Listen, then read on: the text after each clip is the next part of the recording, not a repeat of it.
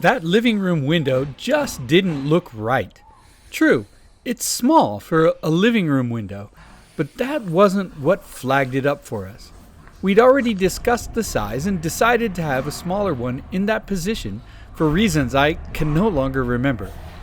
Anyway, it wasn't the size, it was the position.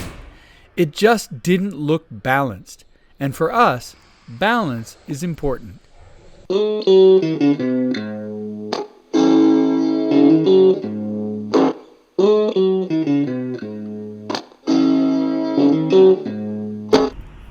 I honestly don't remember why we went with the small front window. It may have saved some money when we were looking to shave items off the budget, or perhaps there was some concern about the snow coming off the entryway roof. Maybe there was even some concern that people could look in from the street. Who knows now? I do remember thinking that we have a big sliding door on the side and the giant windows in the loft, so that should be more than enough window.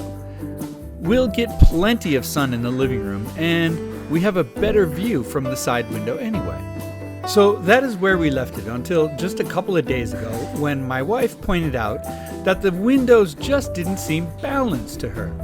They were both at an equal distance from the door, but that fact simply accentuated the other fact that the door was not in the middle of the house.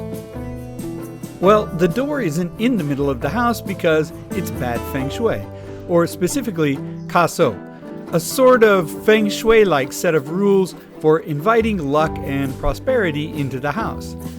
That is not to say a door in the middle of the house is bad feng shui.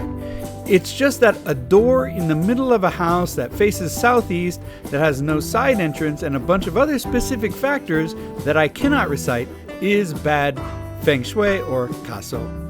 So, the door had to be a bit off-center, and that was okay from the interior point of view, but it caused a slight imbalance on the outside. Let me just say that if you are considering designing a house to strictly comply with the rules of feng shui, good luck. Unless you have the patience of Job, I recommend you put down that feng shui book now and walk away.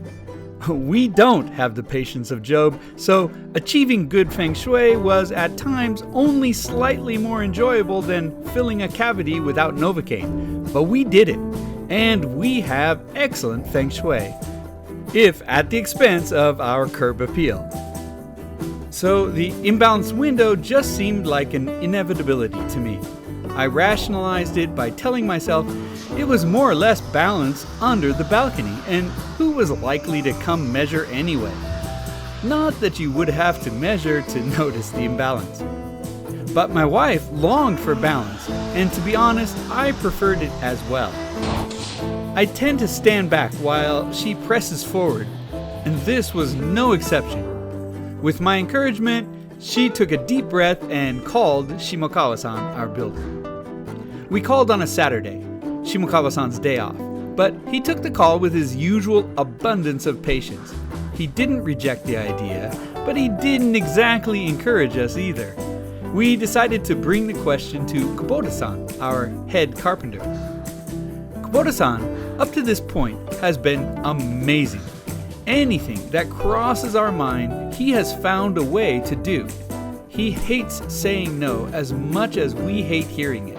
And so, even when we've thrown almost unhittable curveballs, he's turned each one into at least an infield hit.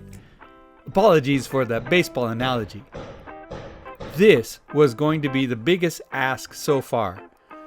So, Monday morning, we walked into the house where Kubota-san was working, and we said, "Can we move that window?"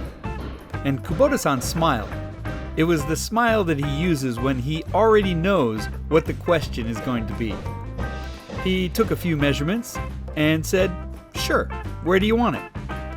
Well, instead of moving it, we asked, "Could we just put in a bigger window?"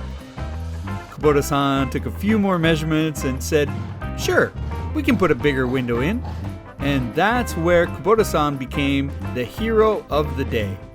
Because as we waffled back and forth, he stood waiting for his opportunity to give us his opinion. And here it was.